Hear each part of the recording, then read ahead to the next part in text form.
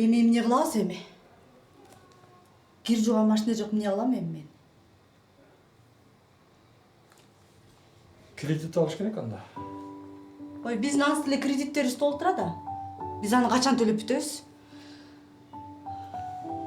Апа, ата, мен силерге азыр бир нерсе көрсөтөм.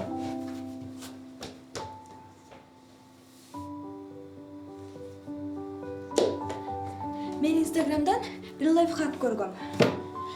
Коробкада жасаган жетиштим. Карагылачы, мен коробкага бирден 1000ге чейин сандарды чаптап койдум.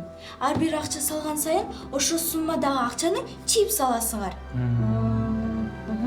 Апа, сиз базардан келгенде ар дайым сизде майда акча калат.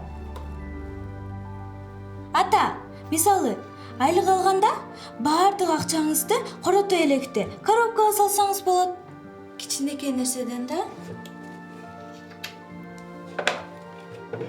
баштаса болот.